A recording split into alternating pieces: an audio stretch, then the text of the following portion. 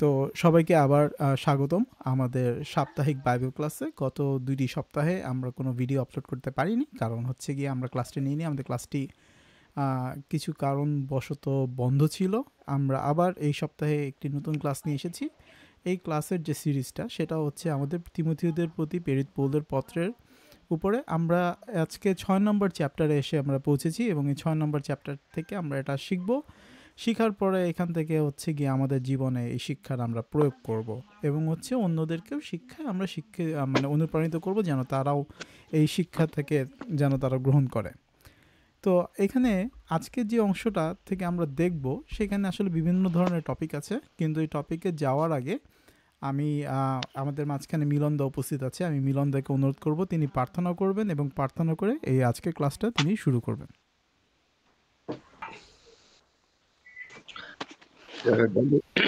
জয় যিশু। শোন, আমরা প্রার্থনা করি। স্বর্গীয় পিতা, তোমার গৌরব করি, তোমার প্রশংসা করি। তুমি আমাদেরকে ভালোবাসো, আমরা বিশ্বাস করি। আমরা এখানে যে কয়টি ভাই বোন উপস্থিত হয়েছি, তুমি আমাদের প্রত্যেকের অন্তরে রয়েছে পিতা, এবং বাক্য থেকে যা কিছু শুনবো তা যদি শুনে না যায় তা যেন আমরা অন্যের কাছে পৃথিবীর এক প্রান্ত থেকে অপর প্রান্ত পর্যন্ত যেন বিলিয়ে দিতে পারি পিতা। তুমি আমাদের প্রত্যেককে আশীর্বাদ করো। বাক্য থেকে যে ভাই কথা বলবে তুমি তাকে আরো প্রচুর পরিমাণে আশীর্বাদ করো, যেন সুন্দরভাবে আমাদের সেখানে বাক্য আরো যেন বুঝি। তুমি আমাদের প্রত্যেককে আশীর্বাদ করো। এমনি করে যারা অসুস্থ রয়েছে তুমি তাদের প্রত্যেককে সুস্থতা দান করো পিতা। এমনি করে আত্মীয় স্বজন, বন্ধু, প্রিয়জন, চার্চ পরিবার যে যেখানে রয়েছে পিতা, সকলকে তোমার কাছে রাখি। তুমি তাদের প্রত্যেককে আশীর্বাদ করো। তোমার গৌরব করি, তোমার প্রশংসা করি। এ প্রার্থনা চাই আমাদের মুক্তিদাতা ত্রাণকর্তা প্রভু খ্রিস্টের নামে, আমেন। আমেন। ধন্যবাদ মিলনদা সুন্দর প্রার্থনার জন্য। তো আপনাদের সকলের কাছে যদি বাইবেল থেকে আপনারা বাইবেলটা খুলবেন। বাইবেলটা খোলার পরে আসলে আমরা দেখব যে এখানে আমাদের বিভিন্ন টপিক নিয়ে সেই শিক্ষাটা দেওয়া আছে এবং এই টপিকগুলো কতটুকু আমাদের জীবনে জন্য প্রযোজ্য সেটা আসলে আমরা অনুধাবন করতে পারবো। এবং যে টপিকগুলো নিয়ে আজকে আলোচনা করব সেই টপিকগুলো প্রত্যেকটি আসলে অনেক বেশি দরকার আমাদের জীবনে। প্রত্যেকটি টপিকই আমাদের জীবনে অনেক বেশি দরকার। তো আমরা প্রথম তিমথিও ৬ অধ্যায় থেকে আমরা দেখব। আপনারা সবাই বাইবেলটা খুলবেন। আমাদের এই প্রথম তিমথিওর যে সিরিজটা, যে ৬টা ক্লাসের মধ্যে আজকে শেষ ক্লাস এবং এই শেষ ক্লাসে হচ্ছে কি আমরা ৬ নম্বর অধ্যায় থেকে দেখব। তো এই ৬ নম্বর অধ্যায় থেকে আমরা হচ্ছে গিয়ে ৩-৪টা জিনিস দেখব। সেটা হচ্ছে কর্ম, দায়িত্ব, অর্থ ও খ্রিস্টীয় উপদেশ।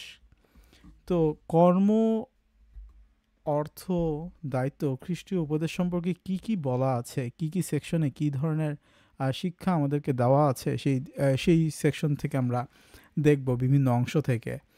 তো প্রথম যে অধ্যায়টা, মানে এখানে প্রথম যে পদটা আছে, অধ্যায় না সরি ৬ নম্বর অধ্যায়, সেই প্রথম যে পদটা আছে সেখানে লেখা আছে যে যেসব লোক জুয়ালির অধীনে দাস তাদের কঠিন পরিশ্রম করতে হয়।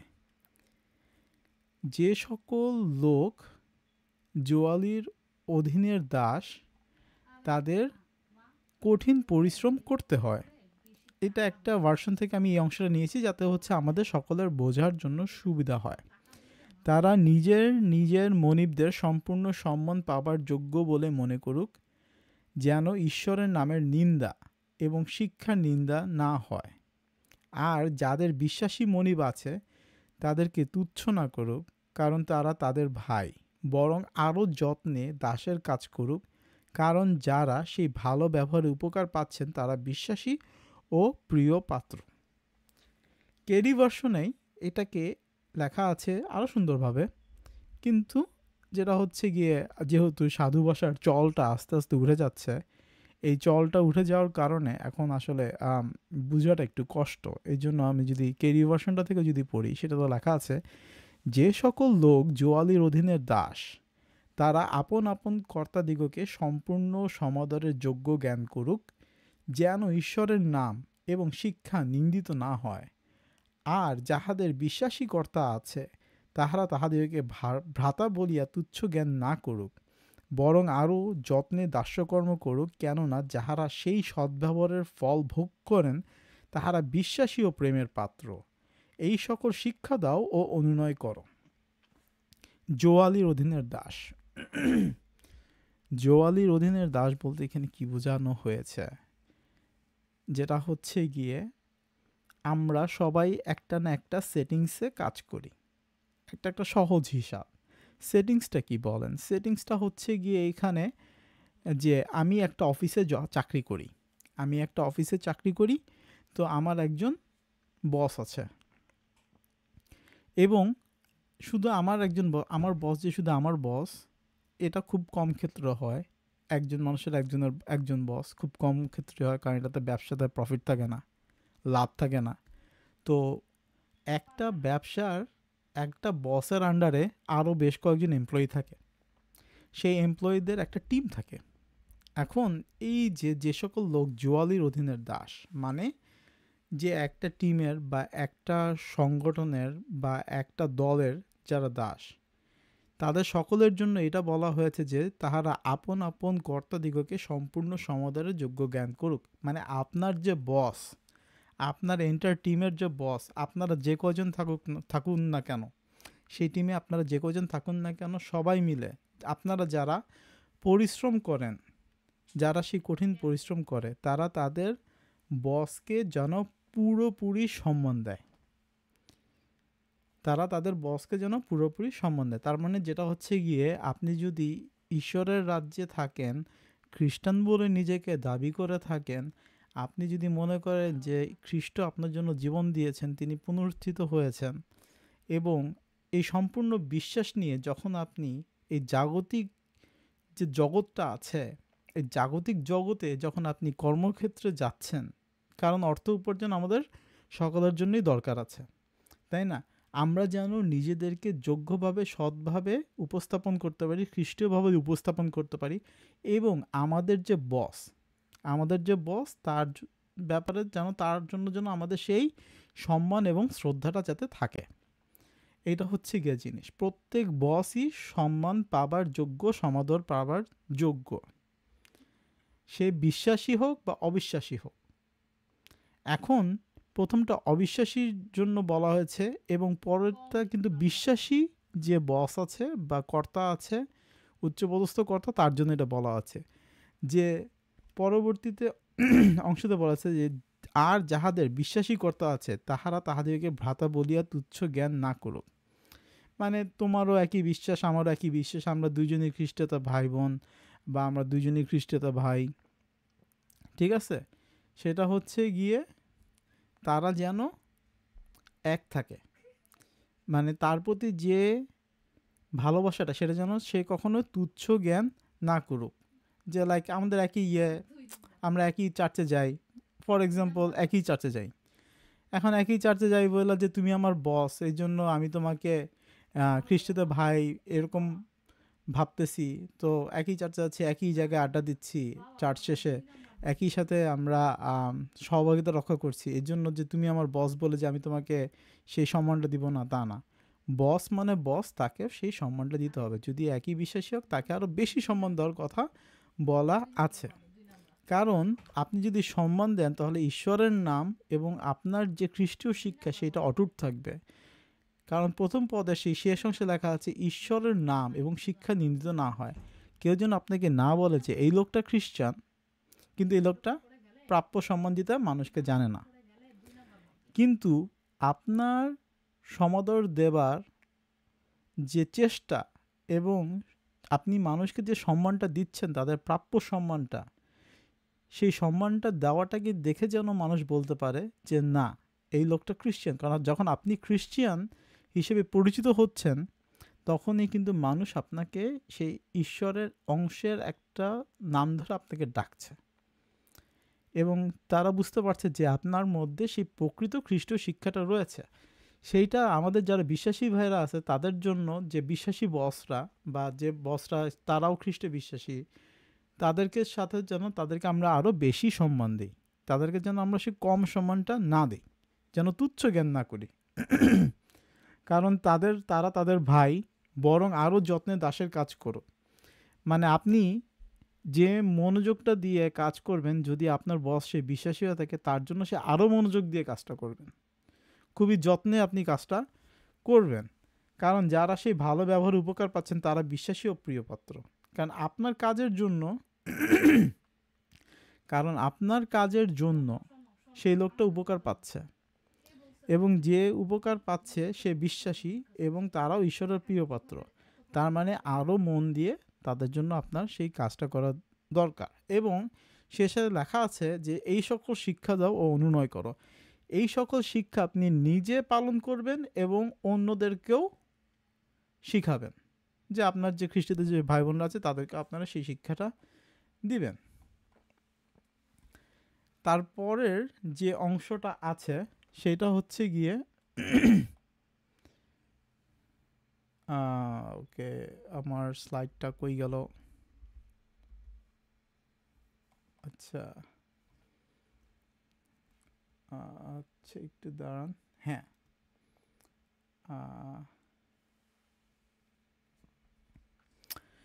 এখন যে অংশটা যে এখানে লেখা আছে 3 পদ থেকে দেখেন,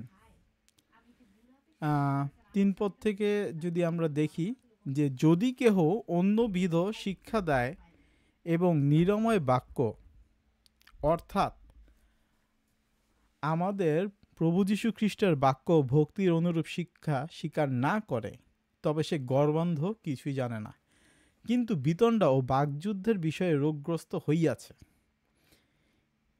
এই সকলের ফল মাৎসর্য, বিরোধ, বিবিধ নিন্দা, কুসন্দেহ এবং নষ্ট বিবেক ও হীন সত্য লোকদের চিরবিসংবাদ। এই প্রকার লোকেরা ভক্তিকে লাভের উপায় জ্ঞান করে। বিশাল অনেক বড় একটা অংশ, সাধু ভাষায় এটা লেখা। যদি আমরা সহজ ভাষায় যদি এটা দেখতে চাই, সেটা হচ্ছে গিয়ে লেখা আছে, যদি কেউ অন্য বিষয় শিক্ষা দেয় এবং সত্য উপদেশ, যদি কেউ অন্য বিষয় শিক্ষা দেয় এবং সত্য উপদেশ, নিরাময় বাক্য এই অংশটা হচ্ছে সত্য উপদেশ। সত্য উপদেশটা কি বলেন? আমাদের যে সত্যর উপদেশটা আছে সেটা হচ্ছে খ্রিস্টীয় উপদেশ, বাইবেলের বাক্য। বাইবেলের প্রতিটি বাক্য কিন্তু আমাদেরকে সুন্দরভাবে অনেক ধরনের শিক্ষা দেয় এবং এটা একটা প্রকৃত উপদেশ। যেটা হচ্ছে গিয়ে সত্য উপদেশ মানে নিরাময় বাক্য, অর্থাৎ আমাদের প্রভু যীশু খ্রিস্টের বাক্য। আমাদের প্রভু যীশু খ্রিস্ট আমাদের যে উপদেশ দিয়েছেন, সে বাক্য দিয়েছেন, সেই বাক্য। এবং ভক্তির শিক্ষা স্বীকার না করে, মানে আপনার মধ্যে যে খ্রিস্টীয় ভক্তি আছে সেই শিক্ষাটা যদি কেউ স্বীকার না করে। এখন দেখেন, আমি বলবো যে বিভিন্ন মণ্ডলী আছে, আমি ভিন্ন ধর্মী ভাই বোনদের কথা বাদ দিলাম, বিভিন্ন ধরনের মণ্ডলী আছে। বিভিন্ন মণ্ডলী কিন্তু অন্যবিধ শিক্ষা দেয়। তারা কিন্তু প্রকৃত বাইবেল থেকে কিন্তু পুরোপুরি প্রকৃত যে শিক্ষাটা আছে সেই শিক্ষাটা কিন্তু তারা দেয় না। তো তারা এই যে বিবিধ শিক্ষাটা দিচ্ছে, যে বিভিন্ন রকমের শিক্ষা, অন্যবিধ শিক্ষা, যে শিক্ষাটা আসলে ঈশ্বরের বাক্যের সাথে যায় না, তাদের মধ্যে কিন্তু ঈশ্বরের সেই খ্রিস্টের প্রতি যে সেই ভক্তি, সেই ভক্তিটা কিন্তু থাকে না। এবং এই ভক্তিটার অনুপস্থিতি কিন্তু অনেকভাবে দেখা যায়। এখন এই যে ভক্তি থাকে না, খ্রিস্টের বাক্য যে তাদের মধ্যে থাকে না, তারা কিন্তু মানে একটা জিনিস চিন্তা করে দেখেন, তারা কিন্তু মুখে কিন্তু স্বীকার করে না, কিন্তু মানে তারা মুখে বলে যে তারা খ্রিস্টান বা তাদের মধ্যে সেই খ্রিস্ট ভক্তিটা আছে, কিন্তু অন্তর দিয়ে তারা কিন্তু ভক্তিটা স্বীকার করে না। কারণ যে সেই খ্রিস্টীয় ভক্তিটা যার মধ্যে নাই, প্রকৃত খ্রিস্টীয় বাক্যটা যার মধ্যে নাই, যে অন্যবিধ বা অন্যরকম শিক্ষা দিয়ে মানুষকে ভুল পথে নিয়ে যায়, তারা কিন্তু নিজের অজান্তেই খ্রিস্টের ভক্তিটাকে অস্বীকার করে, তারা অস্বীকার করে। তবে এখানে সুন্দর করে যদি আমি বলি, তবে সে গর্ভান্ধ মানে সে হচ্ছে গিয়ে অহংকারে অন্ধ। এই সকল মানুষের মধ্যে দেখবেন অহংকার থাকে। তারা মনে করে যে তারাই সবচেয়ে বড় খ্রিস্টান। তারা মনে করে যে রাস্তায় চিল্লায়া প্রার্থনা করলে মানুষজন বুঝতে পারবে সে প্রকৃত খ্রিস্টান। তারা মনে করে যে হাঁটু ভেঙে প্রার্থনা করলে, চিৎকার করে করে, কান্না করে করে প্রার্থনা করলে প্রকৃত খ্রিস্টান। গলা ফাটায়া গান গাইলে প্রকৃত খ্রিস্টান। ঠিক আছে? বারবার বাক্যের মধ্যে, কথার মধ্যে অযথা ঈশ্বরের নাম গ্রহণ করলে প্রকৃত খ্রিস্টান। বিভিন্ন ধরনের জাগতিক কাজ করে দেখবেন যে অনেকে অনেক ধরনের বলে পবিত্র পানি, আমার মনে হয় এটা গঙ্গা জল। এইগুলা ছিটায় বলে, এইগুলা ছিটায় একটু মানুষের সামনে দেখায়, মনে হয় প্রকৃত খ্রিস্টান। ক্রুশ ধরে আকাশের দিকে আকাশের দিকে তুলে ধরে ধরে রাখবে, বলবে প্রকৃত খ্রিস্টান। কিন্তু দেখেন না, এগুলো তো বাইবেলে কোথাও করতে বলা নাই, এগুলো তো কোথাও কোনো উপস্থিতি নাই, কোনো কিচ্ছু নাই। তাহলে প্রকৃত খ্রিস্টানটা কিভাবে হলো? এটা একটা প্রশ্ন মানুষের কাছে আমার সবসময় থাকে। তারা এইগুলোর উত্তর দিতে পারে না, বলে যে আমার কাছে এটাই ধর্ম, আমার কাছে এটাই মনে হচ্ছে অনেক পবিত্র কাজ। কিন্তু না, বাইবেল তো সেটা বলে না। তারা ভক্তিটাকে সেই অস্বীকার করে যায়, এবং তারা এমনভাবে পার্ট নিয়ে থাকে যে সেই সবচেয়ে বড় খ্রিস্টান। লেখা আছে এখানে, তবে সে অহংকারে অন্ধ, মানে তবে সে গর্বান্ধ, কিছুই জানে না, আসলেই কিচ্ছু জানে না। কিন্তু ঝগড়া ও তর্কাতর্কির বিষয়ে রোগাক্রান্ত হয়েছে, মানে বাগবিতণ্ডা ও মানে বিতণ্ডা ও বাগযুদ্ধের বিষয়ে রোগগ্রস্ত হয়েছে, মানে সে এগুলো নিয়ে তর্ক করে যাবে আপনার কাছে। আপনি তাকে যদি সঠিক রেফারেন্সটাও দেন, যে এই রেফারেন্সে বাইবেলে এটা বলা আছে, তাও দেখবেন আপনার সাথে তর্ক করা যাবে। সে ওইটা স্বীকার করবেই না, সেই খ্রিস্টের বাক্যটাকে সে স্বীকার করবে না, বাক্যটাকে সে গ্রহণ করবে না, গ্রহণ না করে তর্ক করেই যাবে। সে রোগাক্রান্ত হয়ে গেছে বাগবিতণ্ডা নিয়ে।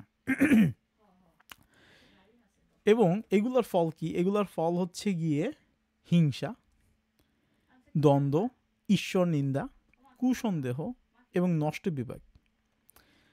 তাদের এই সকলের ফলাফল হচ্ছে গিয়ে তাদের মধ্যে হিংসা থাকে। দেখবেন কিছু কিছু মণ্ডলীতে খুব নির্বাচন হচ্ছে, কিছু কিছু মণ্ডলীতে ভিতরে ভিতরে প্রচুর হিংসি, একে লোক বেশি ভালোবাসে, একে লোক ভালোবাসে না, এই লোকের বেশি টাকা পয়সা আছে, আমার টাকা পয়সা নাই, এই লোকের বউ সুন্দর, এই লোকের গাড়িটা সুন্দর, এই লোকের অমুক, এই লোকের তমুক, এই লোকের বাসাটা সুন্দর করে সাজায় রাখছে, আমার কোনো।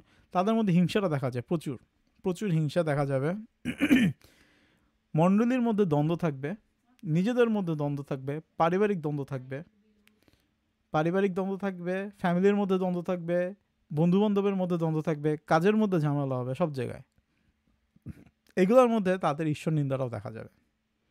তারা সব জায়গায় ঈশ্বরকে স্বীকার করবে না, তারা ঈশ্বরের পথে চলবে না, তাদের মধ্যে সন্দেহ থাকবে, বিভিন্ন জিনিস নিয়ে তারা সন্দেহ করবে, সবার সাথেই সন্দেহ করবে, এবং তাদের সেই বিবেকটা নষ্ট, সেই বিবেকটা পচে গিয়েছে, এবং তারা সত্য থেকে সরে গিয়েছে। খ্রিস্টের বাক্যে খ্রিস্টীয় জীবনযাপনের জন্য যে সকল গুণাবলী দরকার, সেই সকল গুণাবলী যখন নাই হয়ে যাবে, তখন তার আস্তে আস্তে যে খ্রিস্টীয় প্রকৃত সত্য, সেই সত্য থেকে তারা সরে গিয়েছে। এবং এবং এ ধরনের লোকেরা কি করে? ভক্তিকে লাভের উপায় বলে মনে করে। এই লোকেরা কি করে? ভক্তিকে লাভের উপায় বলে মনে করে, লাভের উপায় জ্ঞান করে। লাভের উপায় কি বলেন? তারা এই যে লোক দেখানো জিনিসগুলা, এই লোক দেখানো জিনিসগুলোর মাধ্যমে তারা একটা ফাইন্যান্সিয়াল প্রফিট বা আর্থিক লাভ দেখে। দেখবেন এইসব ধানাই বানাই যারা করে, তাদের টাকা পয়সা বেশি থাকে। এইখানে আমেরিকায় কিছু কিছু এরকম ভণ্ড চার্চ আছে, ওরা বলবে যে ঈশ্বর চান যাতে তুমি বড় লোক হও, চিল্লায় চিল্লায় বলবে ঈশ্বর চান যাতে তুমি বড় লোক হও, এর জন্য আমরা টাকা দাও, আমি তোমার জন্য প্রার্থনা করব, আমি আজকে তোমার জন্য প্রার্থনা করব, তোমরা সবাই ঈশ্বরের মণ্ডলীতে টাকা দাও। তারপর আবার চিল্লায় চিল্লায় বলবে আমি অমুক জায়গায় যেতে চাই, কিন্তু আমার গাড়ি নাই, আমি অমুক জায়গায় এই কাজটা করতে চাই, কিন্তু আমার হোটেলে থাকার খরচ নেই, আমাকে টাকা দাও, আমাকে টাকা দাও, টাকা দিলে এটা করতে পারবো। ওই টাকা দিয়ে কী করে জানেন? ওই টাকা দিয়ে মণ্ডলীর একটা কাজেও খরচ করে না, ওইটা নিজের পকেটে যায়, নিজের পকেট দিয়ে অন্য জায়গায় খরচ করে। তো মানুষজন টাকা লাভের আশায় আরও টাকা দেয়। ঈশ্বর তো আর ব্যাংক না যে আপনি ব্যাংকে টাকা দিলেন, 10 বছর পরে এটা সুদে আসলে ডাবল হয়ে চলে আসলো। ঠিক আছে? ঈশ্বর আপনার কাছে ভক্তিটা চায়, খ্রিস্টীয় ভালোবাসা যেটা আছে সেটার উপস্থিতি দেখতে চায়। ঈশ্বরের কি ইচ্ছা, সেই ইচ্ছাটা আপনি পালন করতেছেন কিনা সেটা দেখতে চায়। ঈশ্বর আপনার কাছে টাকা পয়সা কোনো কিছু চায় না, যেটা আজকে ঈশ্বরের মণ্ডলীতে আপনি 2 লাখ টাকা দিবেন, কালকে 4 লাখ টাকা হয়ে যাবে, এরকম কোনো কিছু না। এটা ব্যবসা। এই সকল লোকেরাই কিন্তু সেই আর্থিক লাভের ধান্দা দেখে।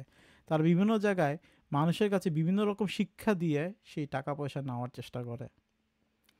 অনেক জায়গায় দেখবেন টাকা পয়সা দিয়ে অনেকে এরকম ভ্রান্ত ধার্মিকতা দেখায়, আবার অনেক মণ্ডলীতে যায় কিছু টাকা লাভের আশায়। মানে অর্থের যে যোগসাজশটা সেটা দুই পার্টির মধ্যে থাকে, কারো কাছে যেটা যেটা থাকে না সেটা সে লাভের আশায় যায়।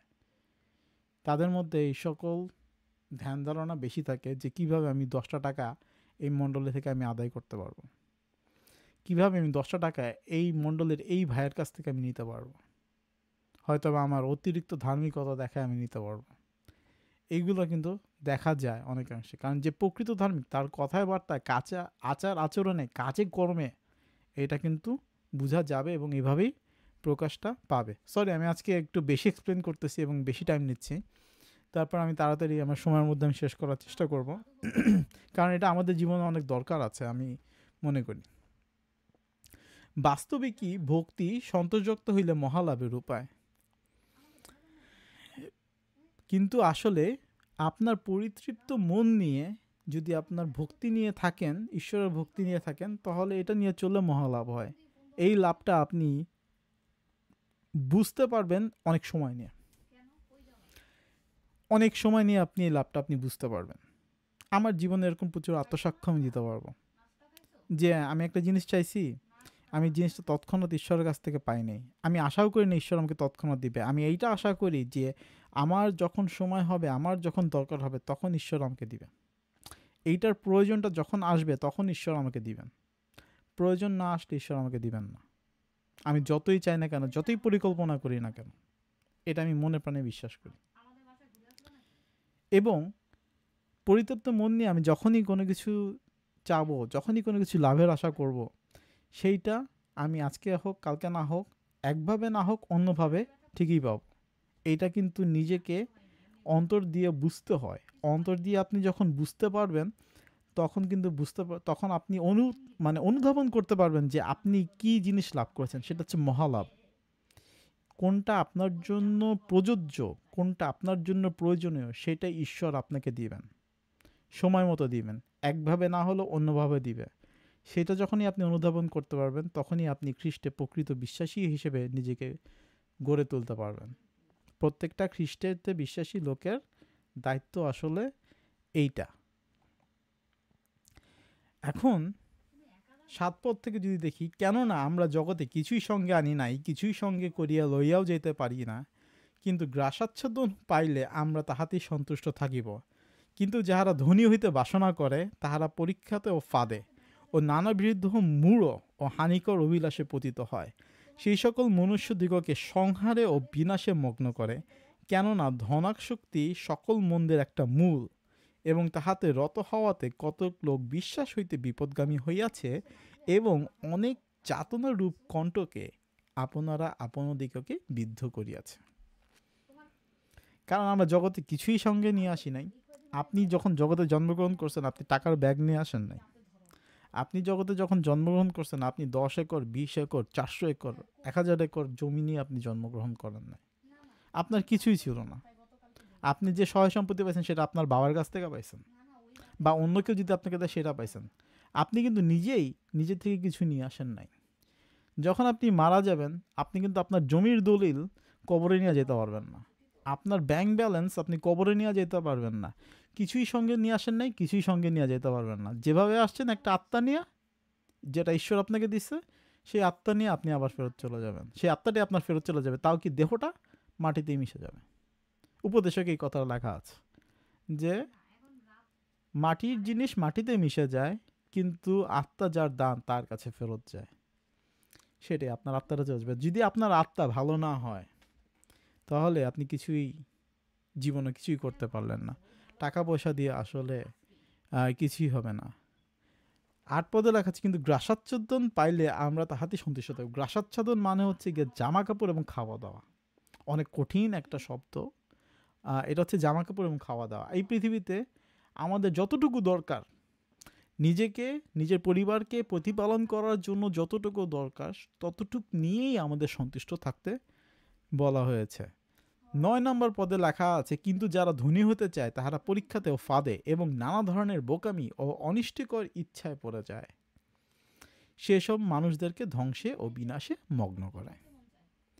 যারা ধনী হইতে চায় তারা বিভিন্ন পরীক্ষায় পড়ে, তারা বিভিন্ন ফাঁদে পড়ে এবং হচ্ছে গিয়ে নানা ধরনের বোকামি, তারা অনেক ধরনের বোকামি করে, অনিষ্টকর ইচ্ছায় পড়ে যায়, যেটা হচ্ছে মানুষের ক্ষতি হচ্ছে সেটাতে পড়ে যায়, এবং তাদের এই সকল কর্মকাণ্ড মানুষদেরকে ধ্বংসে ও বিনাশে মগ্ন করে, মানুষদেরকে ধ্বংসে এবং বিনাশে মগ্ন করে। যেটা হচ্ছে আপনার পুরোটা এই সকল লোভ লালসা, অর্থের প্রতি লোভ লালসা, অর্থের পিছনে তাড়া করা এবং হচ্ছে গিয়ে দৌড়ানো, এই সব কিছু আপনার জীবনটাকে ধ্বংস করে দেবে। এটাই আপনার বিনাশের শুরু। অর্থের লোভ বিনাশের শুরু, এবং আপনার জীবন সেই ধ্বংসের দ্বার প্রান্তে।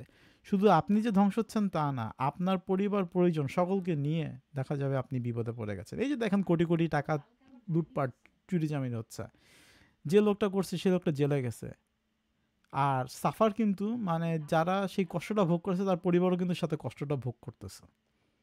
মানে একটা পরিবার একসাথে পুরোপুরি নষ্ট। তো নিজে ভালো থাকেন, পরিবার পরিজনকেও ভালো থাকতে দেন, তাদেরকেও ভালো পথে রাখেন। এটা একটা সহজ সিম্পল একটা উপদেশ বাইবেল থেকে আমরা দেখতে পারি। 10 পদে লেখা আছে, কারণ টাকা পয়সাই একটা সবকিছু নষ্টের মূল। টাকা পয়সাই সবকিছু নষ্টের মূল। টাকা পয়সার জন্য যদি আপনি প্রেমী হন, এইটা প্রেমী হইলে আপনার সব খারাপের মূল ওইখান থেকে শুরু। কেননা ধনশক্তি সকল মন্দের একটা মূল। তাহাতে আসক্তি হওয়াতে বা রত হওয়াতে কতক লোক বিশ্বাস হইতে বিপদগামী হইয়াছে। যদি টাকার পিছনে ছুটেন, বিশ্বাস থেকে আপনি আস্তে আস্তে বিশ্বাসের পথ থেকে আপনি সরে যাবেন। ঈশ্বর থেকে আপনার একটা দূরত্ব শুরু হয়ে যাবে। সহজ হিসাব, ঈশ্বরের সাথে আপনার একটা দূরত্ব সেখান থেকেই শুরু হয়ে যাবে। অনেকে জাতানুরূপ কণ্ঠকে আপনার দিকে বিদ্ধ করিয়াছে, এবং এই টাকা পয়সার কারণে ঈশ্বরের থেকে যে দূরে সরে যাচ্ছে, এটার জন্য যে যন্ত্রণার যে কাটায়, সেটাকে নিজেরা বিদ্ধ করতেছে। নিজেদের জীবনে কাটা দিয়ে নিজেকেই খোঁচাচ্ছে, এবং সেটাতে সে কষ্ট পাচ্ছে, কারণ এই টাকা পয়সার জন্য। তো এই যে দেখেন টাকা পয়সার যে জিনিসটা, সেইটা আমরা দেখলাম। এখন যে অংশটা দেখব সেটা হচ্ছে 11 পদ থেকে আমরা 21 পদ। ঠিক আছে, অনেক বড় একটা অংশ, আমি তাড়াতাড়ি শেষ করার চেষ্টা করব। সে 11 থেকে 21 পদে যে শিক্ষাটা আমাদেরকে দেওয়া আছে, তিমোথীকে প্রেরিত পৌল বলছে এখানে, এবং এটা আমাদের জীবনে বর্তমান সময়ে সকল উপদেশ এখানে যে লেখা আছে সেটা আমাদের জন্য প্রযোজ্য। কারণ প্রেরিত পৌল সেই ঈশ্বরের সেই অনুপ্রেরণায় সে এই সব কিছু লিখেছে, তিমোথীকে এই শিক্ষাটা দিয়েছিল তখন, এবং সেই শিক্ষা এখন আমাদেরকে যেটা দত্ত হয়েছে, যেটা হচ্ছে, কিন্তু তুমি হে ঈশ্বরের লোক এই সকল হইতে পলায়ন করে। এখন এই যে টাকা পয়সার হিসাব নিকাশ, দাসত্বের কর্ম, এবং এই যে যত শিক্ষা আমরা পেয়েছি প্রথম 5টা অধ্যায়ে, এই সব যে শিক্ষাগুলো আমাদেরকে দেওয়া হয়েছে যে তুমি এই কাজটা করো না, এটা করো না, সেটা করো না, বলছে যে এই সকল হইতে পলায়ন করে। যেটা করতে মানা করা হয়েছে সেটা থেকে পলায়ন করতে বলেছে, যদি করা থাকে সেটা থেকেও তুমি থাকো, সব খারাপ কাজ থেকে তুমি দূরে থাকো, এবং ধার্মিকতা, ভক্তি, বিশ্বাস, প্রেম, ধৈর্য, মৃদুভাব এই সকলের অনুধাবন করা। ধার্মিকতা, ভক্তি, বিশ্বাস, প্রেম, ধৈর্য, নরম স্বভাব, এই সব কিছুর কি হয়েছে অনুসরণ করতে বলা হয়েছে। বিশ্বাসের উত্তম যুদ্ধে প্রাণপণ করো, অনন্ত জীবন ধরিয়া রাখো। বিশ্বাসের জন্য যুদ্ধে প্রাণপণ চেষ্টা করো। বিশ্বাস ধরে রাখার জন্য এই যুদ্ধটা, এটা সারা জীবনের জন্য আমি বলবো চলমান। এটা সারা জীবনের জন্য চলমান। আপনার জীবনে প্রচুর লোভ আসবে, প্রচুর লালস আসবে, মানুষের প্রতি হিংসা হবে। মানুষের দেখবেন যে তারা বিশ্বাসের পথে না থেকে অনেক উন্নতি করে গেছে জাগতিকভাবে, কিন্তু তাদের আধ্যাত্মিকভাবে তাদের জীবনে কোনো উন্নতি হয় নাই। কিন্তু এটা মনে রাখবেন যে আপনার বিশ্বাস যদি ঠিক থাকে তাহলে আপনি আধ্যাত্মিকভাবে অনেক উন্নত তাদের অন্যান্য সবার থেকে। এই যে বিশ্বাসটা ধরে রাখা, সেই বিশ্বাসের যুদ্ধে সবসময় চেষ্টা করতে হবে। সেই বিশ্বাসের যুদ্ধে আপনাকে জয়ী হতেই হবে। এই যুদ্ধটা সবসময় চলমান, এই যুদ্ধের কখনো কোনো শেষ নাই। অনন্ত জীবন ধরে রাখতে হবে। অনন্ত জীবন যদি ধরে না রাখেন তাহলে শেষ। আপনি যদি জীবন্ত পুস্তক থেকে নিজের নামটা কাটায় ফেলেন তাহলে আর কোনো কাজে আসবে না। তারই জন্য তোমাকে ডেকেছে, কারণ কাকে ডেকেছে তাহারই জন্য তুমি আহত হয়ে আছো, এটার জন্য তোমাকে ডাকা হয়েছে এখানে। যে লাইক তুমি ঈশ্বরের যে আহ্বানে সাড়া দিয়ে এসেছো, এইগুলোর জন্য তুমি এসেছো। এই সকল ভালো জিনিস মানুষকে বোঝানোর জন্য এসেছো, নিজে শিখার জন্য এসেছো, এবং অনেক সাক্ষীর সাক্ষাতে সেই উত্তম প্রতিজ্ঞা স্বীকার করিয়াছ। এবং অনেক সাক্ষীর সাক্ষাতে মানে অনেক সাক্ষীর সামনে সেই উত্তম প্রতিজ্ঞা স্বীকার করেছে। আমরা যখনই বাপ্তিস্ম গ্রহণ করেছি, আমাদের আশেপাশে কেউ না কেউ ছিল, কেউ যদি নাও থাকে ঈশ্বরের দূতগণ ছিল, যে অনেকের সাক্ষাতে আমরা কিন্তু সেই প্রতিজ্ঞা নিয়েছি। সেই প্রতিজ্ঞাটা কিন্তু আমরা নিয়েছি যে যীশু খ্রিস্টকে আমরা কিন্তু সেই গ্রহণ করেছি। যখন যীশু খ্রিস্টকে গ্রহণ করেছি, তার মানে পিতার ইচ্ছাগুলো পালন করার জন্যও কিন্তু আমরা প্রতিজ্ঞাবদ্ধ হয়েছি। সকলের জীবনদাতা ঈশ্বরের সাক্ষাতে এবং যিনি পন্তীয় পিলাতের কাছে সেই উত্তম প্রতিজ্ঞারূপ সাক্ষ্য দিয়েছিলেন, সেই খ্রিস্ট যিশুর সাক্ষাতে আমি তোমাকে এই আজ্ঞা করিতেছি। এখন কার সাক্ষাতে? ঈশ্বরের সামনে। আমাদের সবার প্রাণ রক্ষার জন্য যে ঈশ্বর আছে, সেই ঈশ্বরের সামনে সেই উত্তম প্রতিজ্ঞার যে সাক্ষ্য দিয়েছিল যীশু খ্রিস্ট, কার কাছে দিয়েছিল? সেই পিলাতের কাছে, তাই না? পিলাতের কাছে যখন বলছে তুমি কি সেই খ্রিস্ট, তখন পিলাতকে কি বলেছে যীশু খ্রিস্ট? হ্যাঁ, তাই না? সো যখন সেই সাক্ষ্য দিয়েছে, সেই ঈশ্বরকে সাক্ষী রেখে, যীশু খ্রিস্টকে সাক্ষী রেখে, প্রেরিত পৌল তিমোথীকে এই নির্দেশ দিচ্ছে, যেটা আমাদের জন্য প্রযোজ্য।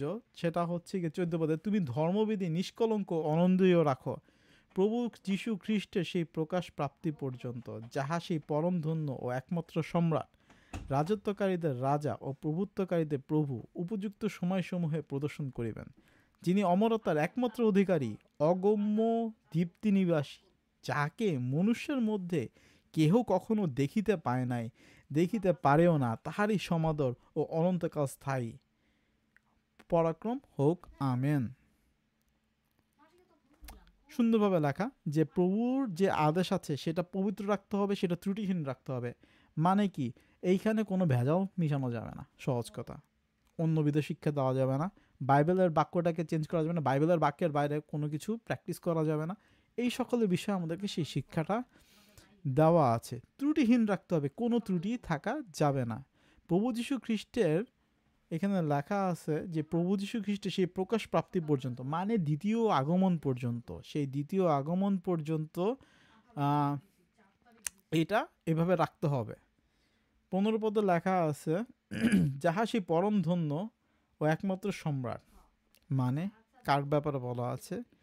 যে সেই যীশু খ্রিস্ট যিনি একমাত্র অমরতার অধিকারী, এমন আলোর নিবাসী, যেটা হচ্ছে কি একমাত্র সম্রাট, রাজত্বকারীদের রাজা, প্রভুত্বকারীদের প্রভু, উপযুক্ত সমূহ প্রদর্শন করিবেন। আমাদের যে উপযুক্ত দিনের জন্য যে পরাক্রমটা দ্বিতীয় আগমনে, সেই যে মহান বিষয় এবং স্বর্গরাজ্যে তাদের মানে যীশু খ্রিস্টের সাথে আমাদের যে বসবাস, এইটার জন্য যে প্রস্তুত করা, সেই অংশটা সম্পর্কে বলা আছে যে প্রভু যীশু খ্রিস্টের সেই প্রকাশ প্রাপ্তি পর্যন্ত, যাহার পরমধন্য ও একমাত্র সম্রাট, একমাত্র পরাক্রমশালী রাজা, যিনি রাজত্ব করেন, আমাদের সেই প্রভু যিনি শাসন করেন, উপযুক্ত দিনের প্রকাশ করিবেন। তিনি অমরতার একমাত্র অধিকারী, একমাত্র আলোর নিবাসী, যাকে মানুষের মধ্যে কেউ কখনো দেখতে পায়নি, দেখতে পাবেও না, তারই সম্মান অন্তকাল স্থায়ী পরাক্রম হোক। মানে ঈশ্বরের যে মাহাত্ম্যটা, সেটা এখানে সুন্দর করে বলা আছে, বিভিন্ন ধরনের বিশেষণ দিয়ে সেটা বলা আছে। সেই বিশেষণটা আমরা দেখতে পেলাম 17 পদ থেকে। যদি আমরা দেখি 17 পদ থেকে যদি আমরা দেখি, যাহারা এই যুগে ধনবান তাহাদিগকে এই আজ্ঞা দাও, যেন তাহারা গর্বিত মনা না হয় এবং ধনের অস্থিরতার উপরে নয়, কিন্তু যিনি ধনবানের ন্যায় সকলেই আমাদের ভোগার্থে যোগাইয়া দেন, সে ঈশ্বরেরই উপরে প্রত্যাশা রাখে, যেন পরের উপকার করে সৎক্রিয়ারূপ ধনে ধনবান হয়, দানশীল হয়, সহভাগীকরণে তৎপর হয়। এইরূপে তাহারা আপনাদের নিমিত্ত ভাবিকালের জন্য উত্তম ভিত্তিমূল স্বরূপ নিধি প্রস্তুত করুক, যেন যাহা প্রকৃত রূপে জীবন তাহাই ধরিয়া রাখিতে পারে। এই যুগে যারা ধনবান তাদের জন্য বলা আছে, যারা এই যুগে ধনবান তাদেরকে এই নির্দেশ দিতে বলা হয়েছে যেন তারা অহংকারী না হয়, অস্থায়ী ধনের উপরে নির্ভর না করে। অস্থায়ী ধনটা কি? যে জাগতিক যে ধন, জাগতিক যে টাকা পয়সা আছে, সেটা হচ্ছে অস্থায়ী, এটা থাকবে না। এটার উপর যেন তারা নির্ভর না করে। কিন্তু যিনি ধনবানের মতে সবই আমাদের প্রয়োজনের জন্য জুগিয়ে দেন, সেই ঈশ্বর, যে আমাদের সব কিছু তিনি জুগিয়ে দেন, সেই ঈশ্বরের উপর আশা করতে হবে। সেই ঈশ্বরের উপরে সেই আশা করতে হবে, সেই প্রত্যাশাটা সে রাখতে হবে, যেন পরের উপকার করে। মানুষ যেন পরের উপকার করে, ভালো কাজের ধনে ধনবান হয়। আপনার কাছে কোনো টাকা পয়সা নাই, কিন্তু আপনার ভালো মন আছে, আপনি কিন্তু অনেক বড় লোক। ঈশ্বরের রাজ্যে আপনি অনেক বড় লোক। এখানে আসলে অন্য কোনো সুযোগ নাই আপনাকে গরিব বলার। কারণ আধ্যাত্মিক জীবনে যে বড় লোক, তার জাগতিক জীবনে কি আছে এগুলো কোনো দেখার কোনো বিষয় না। ভালো কাজে ধনবান হইতে হবে, দানশীল হইতে হবে, সমান ভাগ প্রস্তুত হয়।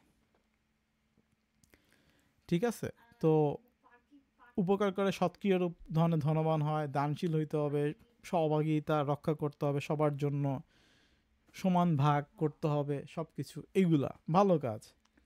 এইরূপে তাহারা আপনাদের নিমিত্ত ভাবিকালের জন্য উত্তম ভিত্তির মূল স্বরূপ নিধি প্রস্তুত করুক। মানে এইভাবে তারা তাদের নিজেদের জন্য একটা ভবিষ্যৎ তৈরি করবে, এবং সেই ভবিষ্যতের জন্য একটা ভালো ভিত্তিমূল তৈরি করবে, একটা নিয়ম তৈরি করবে, যেন সত্যিকারের যে জীবন সেটা ধরে রাখতে পারে। এই সকল কর্মকাণ্ড, এই সকল গুণাবলী, সকল কিছু একটা নিয়মের মধ্যে আসতে হবে, যেন এইটাই সেই সত্যিকারের জীবন, এবং এটাকেই সে ধরে রাখতে হবে যে আমরা আধ্যাত্মিক জীবনে ধনবান হব, জাগতিক জীবনে ধন থাকুক বা না থাকুক, সে টাকা পয়সা থাকুক বা না থাকুক, আমাদের আধ্যাত্মিক জীবনে যেন আমরা সেই সবসময় বড় লোক থাকতে পারি। আমাদের যে ভালো কাজ, সেই ভালো কাজগুলো যেন সবসময় থাকে, যেন এইটাই আমরা ধরে রাখতে পারি। এইটার জন্যই কিন্তু আসলে আপনি আপনার আধ্যাত্মিক জীবনে অনেক আগায় যাবেন। শেষ যে অংশটা করা আছে সেই 20 পদে লেখা আছে, হে তিমথিও, তোমার কাছে যাহা গচ্ছিত হইয়াছে তাহা সাবধানে রাখো। যা রক্ষা করার জন্য তোমাকে দেওয়া আছে সেটা হচ্ছে ঈশ্বরের বাক্য। ঈশ্বরের বাক্য আপনাকে আমাকে সে রক্ষা করার জন্য কিন্তু দেওয়া হয়েছে। আমরা যদি পরিপূর্ণভাবে সেটা পালন করি, পরিপূর্ণভাবে মানুষকে পালনের জন্য সেই শিক্ষাটা দেই, তাহলে ঈশ্বরের বাক্য আমরা সুন্দরভাবে রক্ষা করতে পারব। যাহা অযথা রূপে বিদ্যা নামে আখ্যাত, তাহার ধর্মবিরোধী নিঃশ্বাস শব্দাড়ম্বর ও বিরোধবাণী হইতে বিমুখ হও। যাহা তথাকথিত বিদ্যা নামে আখ্যাত, বাইরে অনেক ভ্রান্ত শিক্ষা আছে, বাইরে অনেক ধরনের আজেবাজে জাগতিক শিক্ষা আছে, যেটা যারা বলে যে ঈশ্বর বলে কোনো কিছু নেই, যারা বলে যে ঈশ্বরের উপস্থিতি কেউ কখনো প্রমাণ দিতে পারে না, যারা নাস্তিকতাকে অনেকাংশে প্রমোট করে, এই সকল সব কিছুর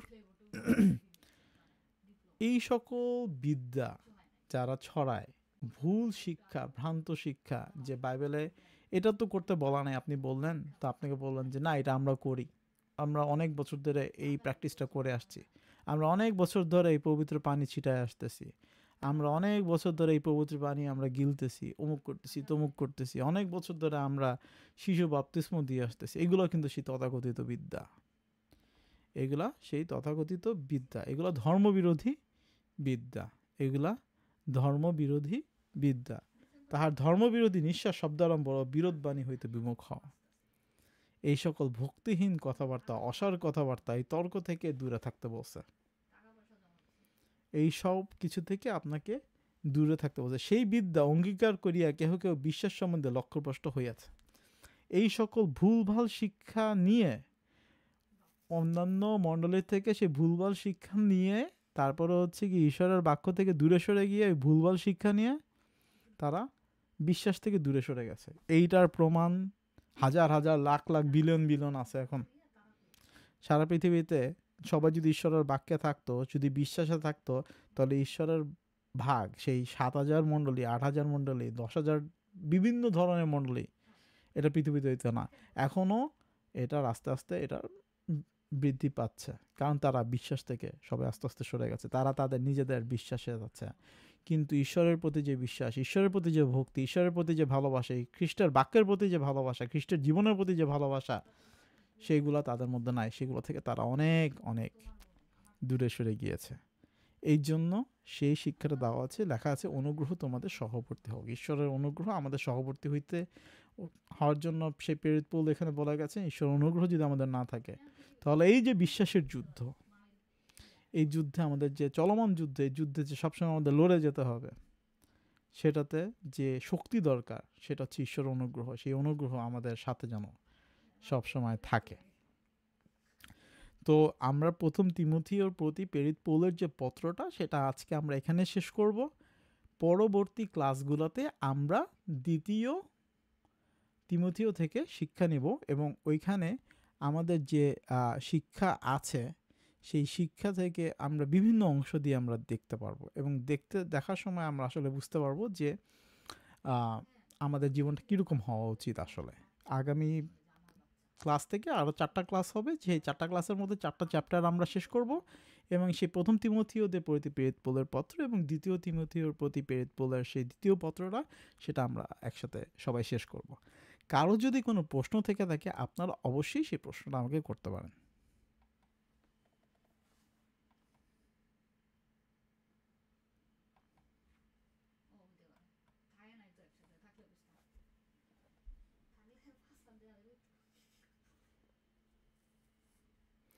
আপনাদের কারো কি কোনো প্রশ্ন আছে?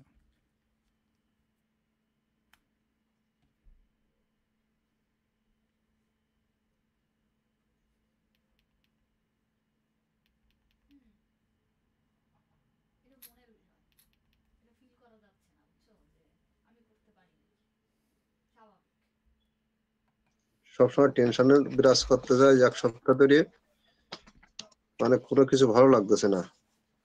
আচ্ছা, ঠিক আছে দাদা, আমরা আপনার সেই যে মানসিক প্রশান্তি আছে সেটার জন্য আমরা অবশ্যই প্রার্থনা করব। আপনিও প্রার্থনা করবেন, যেন হচ্ছে গিয়ে নিজেকেও প্রার্থনা করতে হয়। আমরাও আছি সবসময়। প্রার্থনার কিন্তু অনেক শক্তি আছে, সেই শক্তি, সেই ফলাফলটা সেটা আমরা বুঝতে পারবো। সো আমরা সবাই আপনার জন্য প্রার্থনা করব। ওকে দাদা, ধন্যবাদ।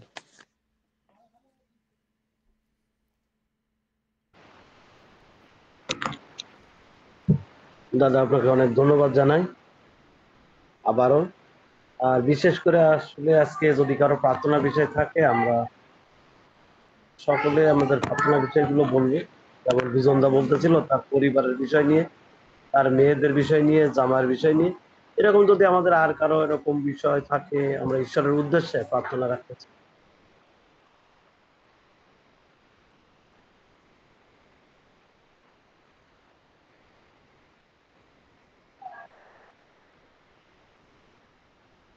আমি সর্বপ্রথম পিতাশ্রীকে ধন্যবাদ দিই। আর প্রভু তিনি আমাদেরকে বাঁচিয়ে রেখেছেন। সমস্ত প্রশংসা ধন্যবাদ পাওয়ার একমাত্র আমাদের মহান ঈশ্বর, আর তাকেই আমরা প্রার্থনার বিষয় রাখতে চাই। প্রভু তিনি আমাদের পরিবারগতভাবে ভালো রেখেছেন। আমি গত 2 দিন ধরে আমি খুবই চিন্তিত ছিলাম আমার ছোট ছেলেটাকে নিয়ে। প্রভু তাকে সম্পূর্ণ সুস্থতা দান করেছেন।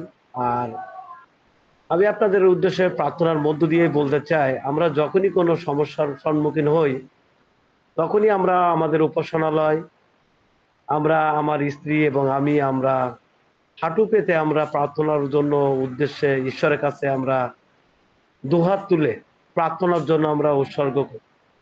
প্রভু তিনি আমাদের রক্ষা করার একমাত্র পথ, সত্য, জীবন। তো আজকে প্রার্থনার মধ্য দিয়েই আবারও আমি ঈশ্বরকে ধন্যবাদ দিতে চাই, কারণ প্রভু তিনি আমাদের সম্পূর্ণভাবে রক্ষা করেছেন। আর এখন অনেক সমস্যার সম্মুখীন আমরা হই, প্রভুই আমাদেরকে রক্ষা করেন। আমরা ঈশ্বরের উদ্দেশ্যেই আমরা যখনই প্রার্থনা চাই, তিনি আমাদের একটা না একটা পথ তিনি খুলে দেন, কারণ আমরা প্রভুতে বিশ্বাস করি। আর আপনাদেরকে বা আমরা যারা রয়েছে এখানে একই সঙ্গে, আমাদের জীবনে ইয়োবের মতো এরকম সমস্যা আসতেই পারে। আমরা যেন আমাদের ঈশ্বর, আমাদের প্রভু যীশু খ্রিস্টকে জলাঞ্জলি না দিয়ে আমরা যেন ঈশ্বরকে বিশ্বাস করি, তাহলে আমাদের জীবনে আমরা সত্যের সেই পথে আমরা অগ্রসর হতে পারবো। যত বিপদ আসুক না কেন, আমরা ঈশ্বরের উদ্দেশ্যে যেন সমস্ত কিছুর মধ্য দিয়ে শান্তি বিরাজ করে আমাদের জীবন।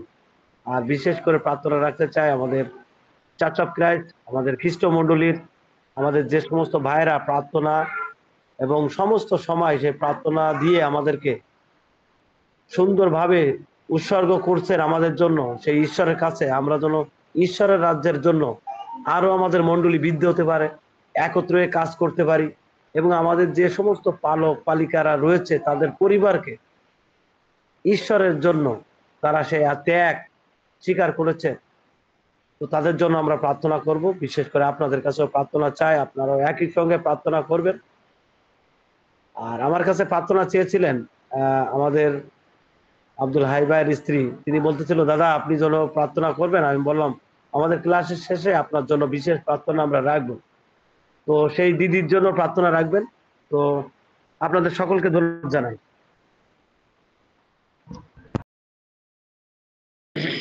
ঈশ্বরকে ধন্যবাদ দিই। ঈশ্বর আমাদেরকে সুযোগ করে দিয়েছেন, একটা বাক্য শুনলাম। আমরা বিশেষভাবে আমরা প্রার্থনা করব। পাশে মা অনেক অসুস্থ, আপনারা প্রার্থনা করবেন যাতে ঈশ্বর তাকে সুস্থতা দান করেন, যেন আবার আপনাদের মাঝে নিয়ে আবার ধন্যবাদ দিতে পারি। আর একটা ধন্যবাদ দিই, আমাদের সেই দিবতী খুব অসুস্থ ছিল, এখন সে সুস্থ। আরেকটি পরিবার আমার কাছে প্রার্থনা চেয়েছিল, সে পরিবারের যে দিদি, তার মাথায় অনেক ব্যথা ছিল, সে বলছিল দাদা আমার জন্য একটু প্রার্থনা করেন। এখন সে অনেক সুস্থ। আমরা সেই পরিবারের জন্য ধন্যবাদ দেব, যাতে ঈশ্বর তাদেরকে আরো যেটুকু রোগ রয়েছে, অসুস্থতা রয়েছে, যেন সুস্থতা দান করেন। এবং আমাদের নিচতলা সে মামি থাকে, সে অনেকটা এখন ভালো। আর তার যেটুকু অসুস্থতা রয়েছে, সে মাথায় ব্যথা আছে, যেন সেই দাসীকেও ঈশ্বর সুস্থ করেন। আপনারা প্রার্থনা করবেন যেন সে আবার সম্পূর্ণ সুস্থ হয়ে ঈশ্বর ধন্যবাদ দিতে পারে। আর একটা ধন্যবাদের বিষয় হলো, সে আমার মেয়ের জন্য আমরা একটা কলেজ আমরা খুঁজছিলাম, ঈশ্বর সে কলেজ তাকে দিয়েছে। এখনো ভর্তি হয়নি, আমরা ভর্তি করব। ভর্তির জন্য যা প্রয়োজন, অর্থের প্রয়োজন রয়েছে, ঈশ্বর জুগিয়ে দেন। আপনারা সকলে আমার হয়ে ঈশ্বরের কাছে প্রার্থনা করবেন। এবং আমরা পরিবারগত আমরা ভালো আছি ঈশ্বরের আশীর্বাদে, এই জন্য ঈশ্বরকে ধন্যবাদ জানাই।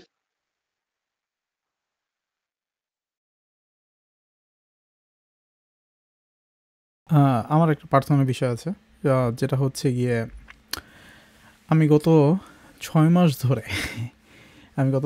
ধরে আমি আরও একটা বলবো যে চাকরি খুঁজছিলাম। আমি বর্তমানে একটা চাকরি করছি, কিন্তু আসলে এই চাকরিটার কোনো সিকিউরিটি নেই। মানে এটা আজকে থাকতে পারে, কালকে নাও থাকতে পারে। তো আমি ঈশ্বরের কাছে প্রার্থনা করছিলাম যেন আমি একটা দীর্ঘমেয়াদী সুন্দর একটা চাকরি পাই। তো ঈশ্বর আমাকে সেই সুযোগটা আজকে করে দিয়েছেন। আমি সবসময় বলি যে কোন সময় কিভাবে ঈশ্বর আপনাকে যোগান দিবে, যখন যেটা প্রযোজ্য, যখন যে সময় যেটা দরকার, সেটা আসলে ঈশ্বর আপনাকে জুগিয়ে দিবেন। শুধু আপনাকে ঈশ্বরের কাছে চাইতে হবে। এবং আমি ঈশ্বরের কাছে চেয়েছি এবং সেটা আমি আজকে পেয়েছি।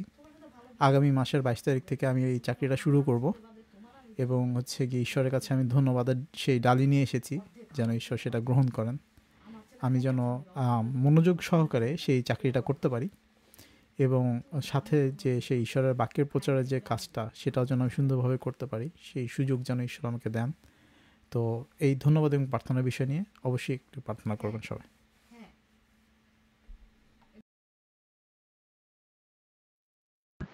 যদি আমাদের আর কোনো ভাইয়ের প্রার্থনা বিষয় থাকে আমরা শুনি।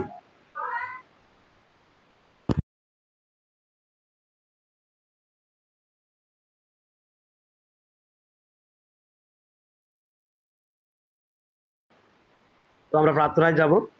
আসুন আমরা সকলে আমরা নিজ নিজ জায়গা থেকে আমরা ঈশ্বরের উদ্দেশ্যে আমাদের অন্তর দিয়ে আমরা যেন প্রার্থনা করি। আসুন আমরা প্রার্থনা করি। প্রভু তোমার ধন্যবাদ, তোমার গৌরব, তোমার প্রশংসা করি প্রভু গো। তোমার ধন্যবাদ দিয়ে আমরা শেষ করতে পারি না প্রভু, কারণ তুমি আমাদের জন্য তুমি সমস্ত কিছু তুমি পরিকল্পনা করে রেখেছ।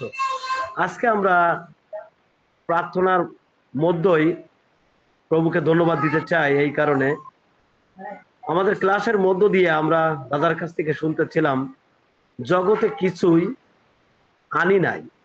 আজকে আমরা জগতে কোনো কিছু আনি নাই। তো ঈশ্বরের কাছে প্রার্থনা করি যে আমরা জগতে কোনো কিছু নিয়েও যাব না। আজকের প্রার্থনার মধ্য দিয়ে আমাদের যেটা আমরা নিয়ে যেতে পারবো সেটা হলো আমাদের ভালো কাজ। ঈশ্বরের সান্নিধ্যে আমরা যে কাজগুলো করছি, তাকে যেভাবে প্রশংসা করছি, সেটাই আমরা নিয়ে যেতে পারবো। তো এই সময় পিতা ঈশ্বরকে ধন্যবাদ দিই, যেন আমরা সেই যিশু নাম, আমরা ধন সঞ্চয়, আমাদের সমস্ত কিছু যেন স্বর্গের উদ্দেশ্যে আমরা করতে পারি। আমরা এখানে মারা যাওয়ার পরে আমার এই দাদা বলতেছিল বাইবেল প্রচারের মধ্য দিয়ে যে আমাদের ডেড বডি বা আমাদের আত্মা এখানে মাটির সঙ্গে মিশে যাবে, আমাদের ডেড বডি, কিন্তু আত্মা সেই স্বর্গরাজ্যে যাবে, সেই পিতা ঈশ্বরের কাছে আমাদেরকে সেই আত্মা চলে যাবে। তো আমরা আজকে এই প্রার্থনার মধ্য দিয়ে বিশেষ করে আমরা পিতা ঈশ্বরের কাছে আমাদের সমস্ত কিছু তুলে ধরতে চাই। আজকে প্রার্থনার মধ্য দিয়ে আমাদের দাদার আকাঙ্ক্ষার কথা বলতেছিলেন। দাদা 6 মাস ধরে তিনি প্রার্থনা করতেছিলেন, হয়তো আমরা জানি না। আর আজকে ক্লাসের প্রথমে আমি দাদাকে ধন্যবাদের বিষয় বলেছিলাম যে দাদা আপনাকে অনেক ধন্যবাদ। দাদা আমাকে বলতেছিল, দাদা কিসের ধন্যবাদ? তো পিতা ঈশ্বর আসলে আমার হয়তো হৃদয়, আমি কিন্তু জানি না, কিন্তু ঈশ্বর তিনি আমাদের সকলকে অনেক সময় সেই কাজের বিষয়, অনেক সময় অনেক চিন্তা ভাবনার বিষয় মুখ দিয়ে সেটা বলে দেয়, যেন আমরা সেই ধন্যবাদ কাকে দিই? আমরা ঈশ্বরকে দিই। আমি তো বলতেছিলাম দাদা আপনাকে অনেক ধন্যবাদ। আর ঈশ্বর তিনি আমাকে অনেকভাবে হয়তো চিন্তা চেতনার মধ্য দিয়ে হয়তো আমার মুখ দিয়ে দাদার ধন্যবাদের বিষয় তুলে ধরেছেন। ঈশ্বরকে ধন্যবাদ দিই অনেক অনেক, কারণ প্রভু তিনি জানেন যে আসলে আমাদের কি প্রয়োজন, আমাদের কি করতে হবে। বাক্যের মধ্য দিয়ে বলেছেন কার্যকারী বেতনের যোগ্য। আর আজকে দাদার সেই চাকরিটা খুবই প্রয়োজন ছিল। ঈশ্বর তিনি তাকে অনেকভাবে তার পরিবারের জন্য, তার মণ্ডলীর জন্য, তিনি বাংলাদেশে আমরা যে কজন ভাই বোন রয়েছি আমাদের তিনি সেই এমবি খরচ চালানোর অনেকভাবে তিনি সেই কষ্টের মধ্য দিয়ে থেকেও তিনি আমাদের জন্য খরচ করে চলেছেন। দাদার অনেক পরিকল্পনা রয়েছে। প্রভু তুমি তাকে আশীর্বাদ করো। প্রভু গো, তার যে চিন্তা চেতনা সমস্ত বিষয় নিয়ে তুমি জ্ঞাত রয়েছ, আর তুমি তাকে আশীর্বাদ করো। প্রভু গো, তোমার ধন্যবাদ দিই, কারণ অনেকের সেই অনেক অর্থ রয়েছে, কিন্তু তোমার সেই যিশু নামের সেই আকাঙ্ক্ষা নেই, সেই চিন্তা নেই, সেই চেতনা নেই। প্রভু গো, অনেকে সেই অট্টালিকার পরে রয়েছে, কিন্তু তারা সেই গরিবের জন্য তাদের হৃদয় কাঁদে না। আমি উইলিয়াম ডাকে প্রভু গো তোমার হস্তে আরেকটি বার তুলে ধরতে চাই। প্রভু তার সেই যে আশা আকাঙ্ক্ষা রয়েছে, তার কথার মধ্যে, সে কাজের মধ্য দিয়ে প্রভু গো অনেক কিছু আমি দেখেছি। প্রভু তুমি তাকে আশীর্বাদ করো, তার সমস্ত চাওয়া যেভাবে তুমি পূরণ করতে চাও প্রভু গো, সেটা তুমি করতে সাহায্য করো। দাদার পরিবার রয়েছে, দাদার বাবা রয়েছে, মা রয়েছে, আত্মীয় স্বজন রয়েছে, তাদের জন্য তিনি সে আকাঙ্ক্ষী, তাদের জন্য সে অনেক চিন্তা চেতনা করে। প্রভু গো, আজকের পৃথিবীতে অনেক কিছু দেখা যায় না, এক ভাই আর এক ভাইকে সহ্য করতে পারে না, কিন্তু আমি দাদার মতো দিয়ে অনেক আকাঙ্ক্ষা দেখেছি। প্রভু তুমি সেই সন্তানকে আশীর্বাদ করো। প্রভু গো, তোমার ধন্যবাদ করো, তুমি একমাত্র ঈশ্বর, তুমি আমাদের প্রত্যেক তুমি আশীর্বাদ করো, তুমি দাদার মতো করে আমাদেরকে তুমি গড়ে তোলো। প্রভুকে এই সময় প্রার্থনা করি আমাদের বিজনদা, তিনি প্রায় 1 সপ্তাহ ধরে আমিও তার সাথে অনেকবার যোগাযোগ করা বা এরকম, আমি হয়তো তিনি আমাকে প্রায় সময় ফোন দেয়, কিন্তু প্রভু তুমি তাকে আশীর্বাদ করো। তার সেই সংসারে মেয়েরও রয়েছে, জামাই রয়েছে, তুমি তাদের আশীর্বাদ। আজকে এই প্রার্থনার মধ্য দিয়ে তুমি দৃঢ়ভাবে তুমি তাকে স্পর্শ করো এবং তার সেই চিন্তা চেতনা সমস্ত কিছু তুমি দূর করো, যেন তোমার ইচ্ছায় তিনি চলতে পারেন। আজকে আমরা অনেক সময় অনেক কিছু ভাবি, অনেক কিছু নিয়ে টেনশন করি, অনেক কিছু চিন্তা করি, কিন্তু বাক্যের মধ্য দিয়ে বলেছ তোমরা চিন্তা করে সাদা চুলকে কালো করতে পারো না, কালো চুলকে সাদা করতে পারো না। বাক্য আমাদেরকে এই কথা বলেছে সমস্ত চিন্তার ভাবনার ভার তুমি আমার কাছে তুলে দাও।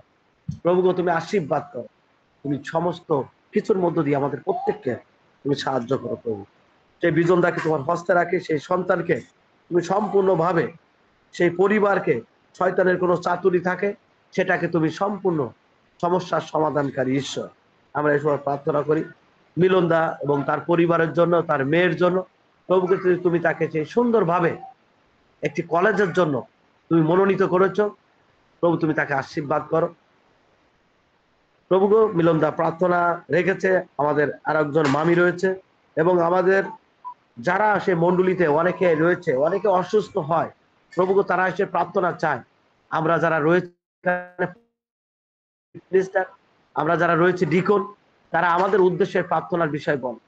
প্রভু গো, তুমি একমাত্র কার্যকরী, কারণ তুমি একমাত্র সৃষ্টিকর্তা যে আমাদের সমস্ত প্রার্থনার উত্তর তুমি দিতে পারো। এই যিশুর নামের জন্য আমরা আজকে প্রভু তোমার রাজ্যের জন্য কাজ করছি। আমাদের সেই কোনো শক্তি নাই যে তোমার জন্য একটি ভালো কাজ করতে পারে, কিন্তু তুমি আমাদেরকে আহ্বানে করেছো এবং আহত করেছো যেন তোমার বাক্য সে অমৃত সোদা আমরা শ্রবণ করি এবং সেটাকে আমরা গ্রহণ করে অন্যদের কাছে বিলিয়ে দিই। তোমার বাক্য আমরা যেন থেকে সরে না যায়। যতই শয়তান আমাদেরকে লোভ দেয়, অনেক অর্থ দেখায়, কিন্তু আমরা যেন তোমার সেই সঠিক বাক্য আমরা যেন অন্যদের কাছে তুলে ধরতে। প্রভু এই সময় তোমার ধন্যবাদ করি। উইলিয়াম তাকে আরেকটি বার ধন্যবাদ দিতে চাই এই কারণে, কারণ তিনি আমাদের জন্য সুন্দর বাক্য তিনি তুলে ধরেছেন, যেন আমরা এই বাক্যর সঙ্গে অন্য কোনো বিষয়ে না ফেলি। দাদা বলতেছিল অনেক মণ্ডলী রয়েছে যারা সেই শিশুদেরকে বাপ্তিস্ম দেওয়ার জন্য অনেকভাবে আগ্রহী করে, কিন্তু আসলে বাক্য কি বলে, বাক্যর নিগুড় তত্ত্বকে আমরা যেন সুন্দরভাবে তুলে ধরতে পারি। প্রভু তুমি আমাদেরকে আশীর্বাদ করো। আমরা প্রার্থনা শুনেছি, অনেক ভাই বোন এখানে প্রার্থনা রেখেছে। আমরা আব্দুল্লাহ ভাই, হাই ভাইয়ের স্ত্রী সেই লিলিমা দিদি, তিনি গর্ভ অবস্থায় রয়েছেন, তার আর হয়তো 15 বা 20 দিনের ভিতরে তার ডেলিভারি ডেট রয়েছে। প্রভু সেই সন্তান আমার কাছে প্রার্থনা চেয়েছিল, কিন্তু আমি বলেছি একমাত্র ঈশ্বর তিনি আমাদের জন্য সেই প্রার্থনার সেই ডালি তিনি তুলে ধরতে পারেন। একমাত্র শক্তি সেই প্রভু যীশু খ্রিস্ট রয়েছে। আমরা তার পাকরুহ দ্বারা আমরা বুঝতে পারি তিনি আমাদের জন্য কত কিছু চিন্তা করেন, আর তিনি আমাদের সঙ্গে সঙ্গে রয়েছে। আমরা ঈশ্বরকে ধন্যবাদ। তার পবিত্র আত্মা দ্বারা সেই পাকরুহ আমাদের সঙ্গে রয়েছে। আমরা যেন তাহাতে নির্ভর, আমরা যেন 1 সেকেন্ড হলেও আমরা যেন তাতে সরে না। বাক্যের মধ্যে বলেছেন জাগিয়া থাকো, প্রার্থনা করো, যেন পরীক্ষায় না। আজকে আমাদের প্রত্যেককে জেগে থাকতে হবে। আজকে আমরা যেন ভুল না করি, আমরা যেন সঠিক পথে আমরা চলতে পারি, সেই নিরময় বাক্যকে আমরা যেন অন্যদের কাছে তুলে ধরতে পারি, সেখানে যেন আমরা অন্য কিছু মিশিয়ে না ফেলি। প্রভু তুমি আমাদের প্রত্যেককে সেই শক্তি, সেই সাহস, সেই প্রজ্ঞা তুমি আমাদেরকে দান করো।